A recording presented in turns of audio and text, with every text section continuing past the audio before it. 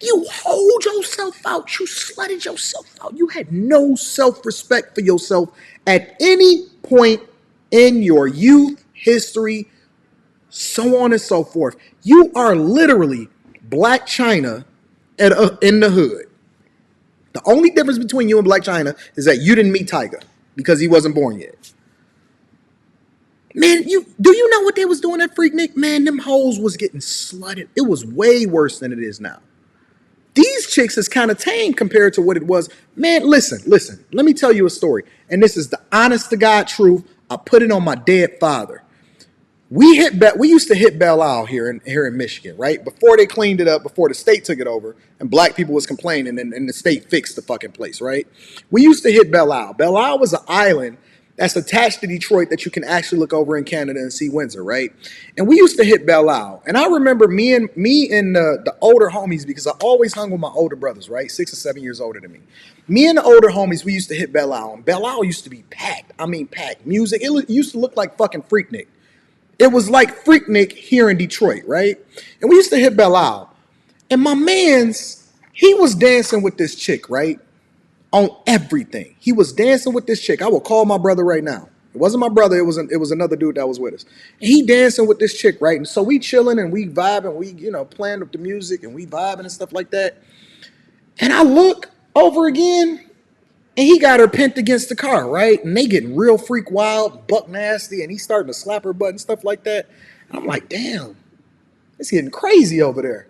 All right. And so, we out here chilling. It's Belle Isle, you know what I'm saying? Getting it up. It's the late 90s, early 2000s or whatever. Everything is popping off. Actually, it's the late 90s, probably 98, 97 or whatever. We making it happen or whatever. I look the fuck over again, and this motherfucker is going ham inside of the car. I mean, he got her in the back seat of the car, door open, music still playing. You know what I'm saying? And I'm like, fuck, they getting crazy over there.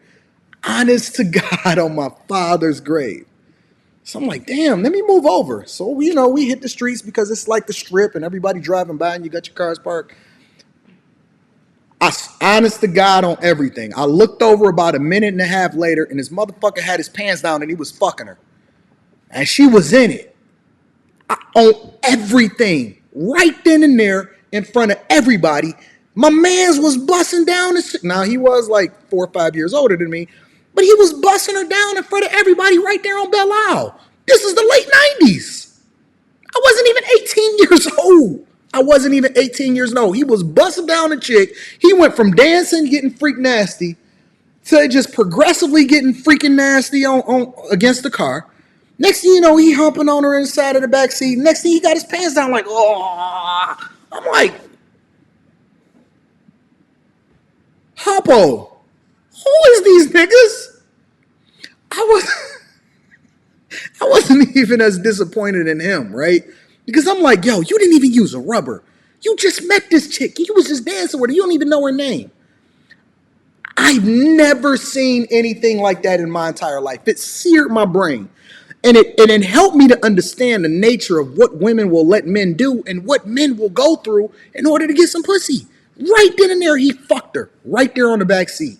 And it only took him about a good 30 seconds to get done. And she walked away. And she was cool with it. She walked away and she was cool with it. They never exchanged information. He never knew her name. He had her dress up. He fucked her right then and there. That was the end of the conversation, and I think he busted her. I don't know if that chick had a kid. I don't know if she ever got pregnant. Thank God he didn't catch no disease as a result of it. But this is the late 90s. This is the nature of how women have been since the beginning of time. So if you sit here and complain and talk about 2023, we need to get these women together. No, this has been the nature of how things have been within our culture for a long fucking time.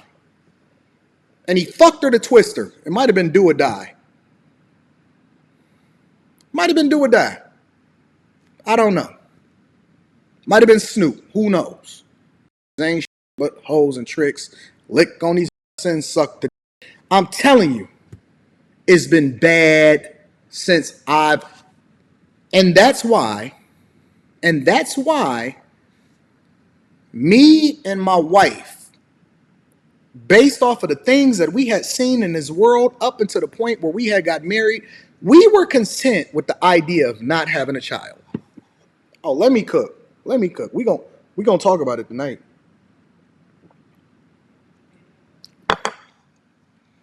Me and my wife, we were content with the idea of not bringing a kid into this world because we was like, yo, it is fucked up out here. It is messed up. It took some convincing. It took some long, hard prayer, thoughts, conversations with our parents, friends, family, church members, so on and so forth, for us ever to come to the idea or to the conclusion that we were going to have a child. And we said, if we're going to have a child, we're going to be incredibly responsible. We're going to show her, not talk about it, not say and things to her that like, don't do what we did, do what we say. We're going to be a reflection of it, because I believe that how it is that you impact or the influence that you leave on a person is not what you say, it's what you do. And then the things that you say is just the cherry on top. That's the other 10%. Body language is 90%. What it is that they see is 90% of the conversation. The other 10% is the things that you say that reinforce what you taught them based off of how it is that you treat their mother. So when you see me fierce, loving, affectionate, very much a pillar of my household and my family, and I'm so loving to my wife, and you will never ever see me raise my voice to her, and I teach her and I show her and I put her in a position to succeed, and she's incredibly submissive in this household and things like that. We do this because we're being the example that my father and my family taught to us, and then I brought my wife into this household, into this environment, right, in which I'm now responsible for the impression that I leave on my daughter. We do this because this is the thing that we want to see in the person that we brought into this world involuntarily. She never asked to be here. My daughter never asked to be here. She never had a say-so of whether or not she was going to be born. We wasn't sitting here passing blame on each other, talking about, well, you the one that's responsible for whether or not we have a kid. And she wasn't sitting here saying to me, well, you responsible for whether or not you married me before we had sex. No. We set the standard very, very early and said that we're going to go about doing things the right way, whether or not we have a kid or we don't have a kid, because it is important for us to leave this world in a better space had we not been here. And when I said, this is how we moving, she said, I'm following your lead. This is how we moving, I'm following your lead. But now we live in an environment where men don't even know what it means to be a man anymore. Oh, yeah.